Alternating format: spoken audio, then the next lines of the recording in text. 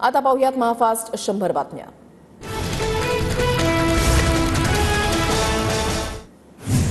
तृप्ती देसाईंनी कमी आकडा सांगितला, 26 फार कमी आकडा। कर्मचारी आणि अधिकाऱ्यांचा आकडा 200 वर जाईल, सुरेश धस यांचा दावा। तर मी फडणवीसांना पोलीस अधिकाऱ्यांची यादी देणार, धस यांची माहिती। आकाचे लोक संपवण्याची भाषा करत आहेत, आकाच्या लोकांना पोलीस दलामध्ये ठेवू नका, सुरेश धस यांची मागणी।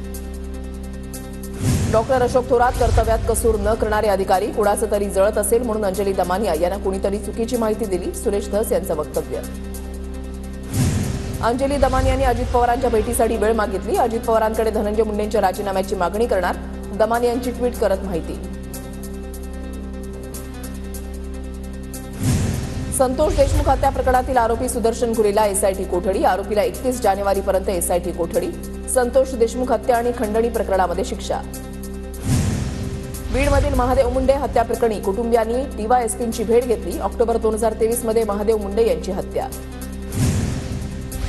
पालघरमधील शिंदे गटाच्या अशोक धोडी यांच्या अपहरण प्रकरणामध्ये पोलीस चौकशीला वेग, डहाणू आणि तलासरीच्या रस्त्यांवरील सीसीटीव्ही पोलिसांच्या ताब्यात, संशयितांचाही शोध सुरू। शरद पवार गटाच्या मुंबई विभागाची 2 दिवसीय बैठक, आगामी पालिका निवडणुकांच्या तयारीचा आढावा घेण्यासाठी बैठक, सुप्रिया सुळे, जयंत पाटील आणि आव्हाडांच्या उपस्थितीमध्ये बैठक।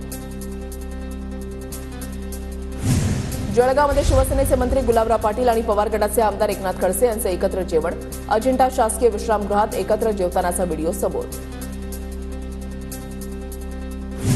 शिवसेना राष्ट्रवादीप्रमाणे शिंदे अजितदादांचा पक्ष फोडला जाईल, भाजपला पक्ष फोडण्याची चटक लागली आहे, तर लवकरच शिंदे गटामध्ये उदय होणार, राऊतांचा पुनरुच्चार। लावालावीचे धंदे करणं राजकीय बालिशपणा, लवकरच शिंदे गटामध्ये उदय होणार, राऊतांच्या दाव्यावर उदय सामंतांचा पलटवार।